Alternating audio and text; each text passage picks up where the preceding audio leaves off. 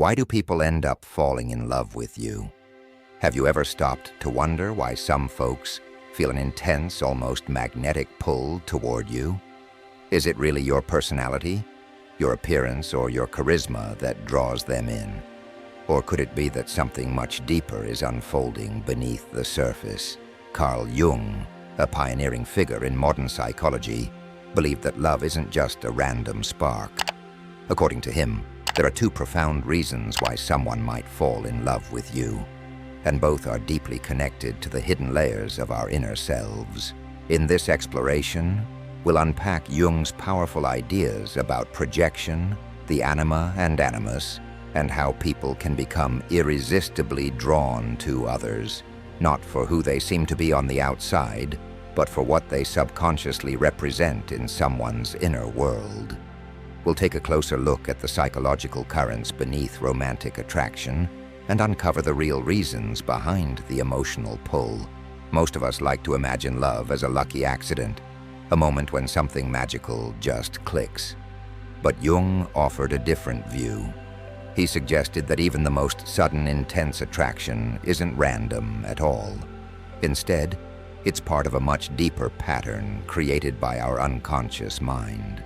What seems like a spontaneous spark is actually the outcome of hidden emotional blueprints, shaped by our personal history, unhealed wounds, and long-standing desires. These invisible forces influence who we feel connected to and why. Beneath every powerful connection lies a kind of internal architecture, a silent system within the psyche that leads us towards specific people and steers us away from others. Understanding this framework changes the way we think about love. It's not just about who you meet. It's about what part of their inner world you activate and what part of your own story they reflect back at you. This is where Carl Jung introduces the concept of projection.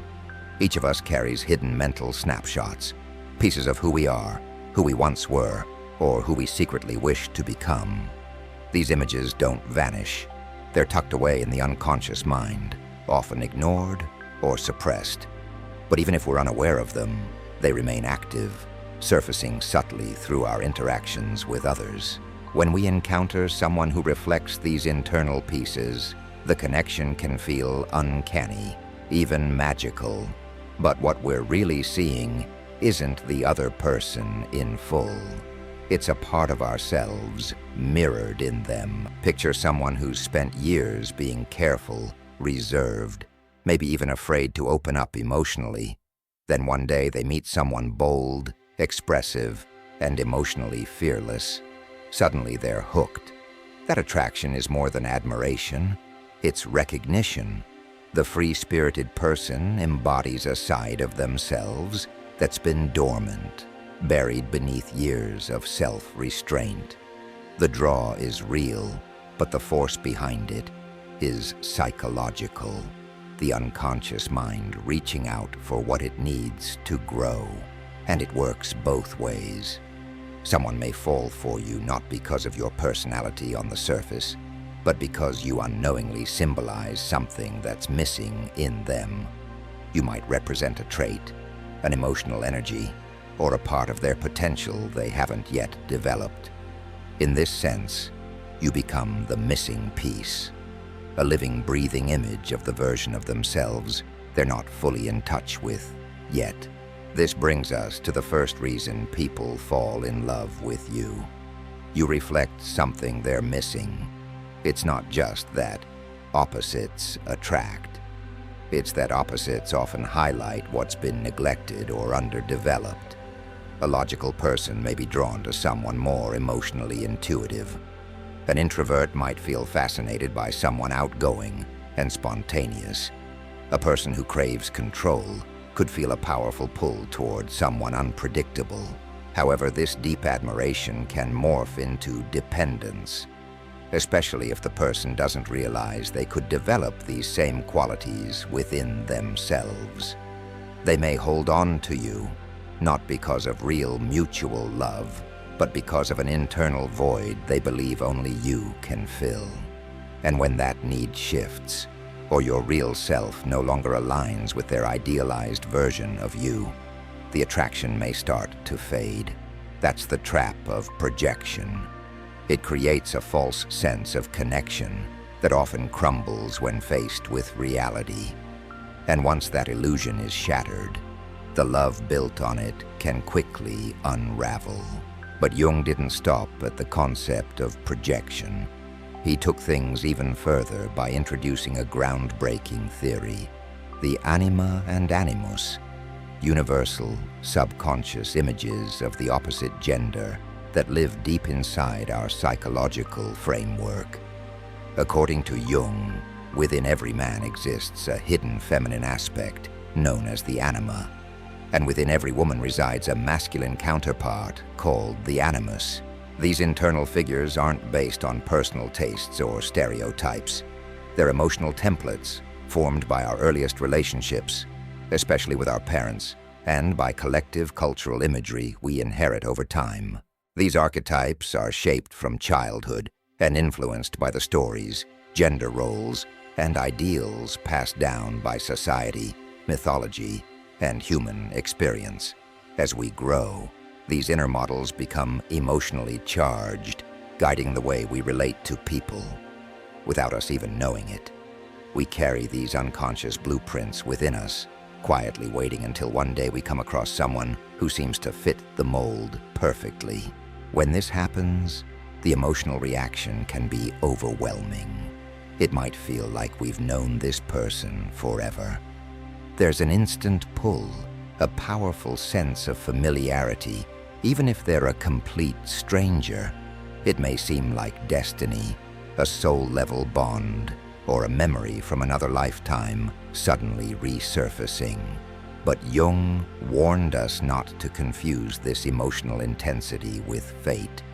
What we're actually experiencing is our psyche seeing its own internal pattern reflected in someone else. This brings us to the second major reason people fall in love with you. You awaken a powerful unconscious image they've been carrying inside. Maybe you don't match their imagined figure in appearance or behavior, but your presence touches something within them, something deep, symbolic, and emotional. You become a living representation of an internal dream they've long held on to. That's why the attraction feels so instant, so irrational. It's not necessarily about who you are. It's about what you've come to represent in their psychological world. However, this is where things get complicated. When someone falls for the idea of you, rather than your authentic self, they're connecting with a fantasy, not a person. You become the screen for their psychological projection, a mental image they created long before you arrived. And once the real you starts to show, your imperfections, your contradictions, your humanity, the illusion starts to crack. The idealized version of you begins to blur. What once seemed divine now feels difficult. That euphoric beginning may shift into confusion, emotional conflict, and even heartbreak. Disappointment takes root, and the bond starts to unravel under the weight of truth. This is why so many passionate romances begin with fire and end in chaos. They weren't grounded in real connection. They were fueled by archetypal projections, unconscious scripts trying to play themselves out. And no human being can play that role forever without losing themselves. Even though projection can lead to emotional pain and confusion, Jung didn't view it as a failure. Quite the opposite. He believed it plays a crucial role in personal growth. Love, in his eyes, isn't just about emotion or connection. It's a powerful force for transformation. Every person we fall for holds up a mirror, showing us something we need to recognize within ourselves. Some people reflect parts of our untapped potential. Others bring out our deepest insecurities. A few might spark our creativity, while others highlight wounds we've yet to heal. But no matter the form, each relationship serves the same deeper function. to push us further along the path of becoming whole. This process is what Jung called individuation, the journey of integrating all parts of ourselves into a complete, authentic being. When someone falls for you, they might believe they're seeing something extraordinary, and in a way, they are. But the magic isn't just in who you are. It's in what you activate within them. You become more than a person. You become a symbol, a catalyst, a moment of psychological significance. And the same is true in reverse. The people you fall in love with, especially those who challenge you, change you, or even break your heart, aren't showing up by accident. They carry meaning. They serve as turning points in your evolution. Some arrive to awaken parts of you that have long been dormant. Others come into your life to teach lessons you've resisted learning. And a few appear simply to reflect back the truth of who you are, sometimes clearly, other times through distortion. Whether those relationships last or fall apart, their purpose is often the same: to shift something inside you. Jung referred to these significant connections as synchronistic events, moments that may not make logical sense but carry deep emotional and spiritual relevance. When someone shows up at just the right time and stirs intense feelings, it's rarely a coincidence. It's often the result of your unconscious and theirs being ready for change. The encounter itself is proof that transformation is already in motion, and even the painful connections, the ones that leave marks or scars, aren't mistakes. In fact, it's often those that shape us the most. So why do people truly fall in love with you? It's not just about who you are on the surface. It's because you either reflect something they deeply crave or reignite something they've long forgotten. In both situations, the love they feel isn't really about you as an individual. It's about their own inner self striving to grow and become whole. And the same goes for you. You fall for those who reflect your missing pieces, those who embody your inner ideals, even if only subconsciously. These people, whether they know it or not, often carry something that holds the key to your personal transformation. They spark change in you, even if that change begins with heartache or confusion. But if you're unaware of these repeating patterns, you may find yourself stuck, drawn to the same kind of person over and over, reliving familiar dynamics and chasing illusions that eventually collapse. You might assume you're simply unlucky in love, but more likely, your subconscious is nudging you toward lessons you haven't yet embraced. Jung believed the solution begins with self-awareness. When you start recognizing your own projections, inner archetypes, and behavioral loops, you stop looking outward for someone to make you feel complete. Instead, you begin the real work of becoming whole on your own. From that place, love shifts. It stops being about fantasy, neediness, or fear, and becomes something deeper, more honest, and grounded in reality. Because ultimately, the most profound kind of love isn't about discovering someone flawless. It's about awakening the parts of yourself that have been waiting in the dark, hoping to be seen and accepted. We don't just fall for others. We fall for the version of ourselves they help bring to the surface.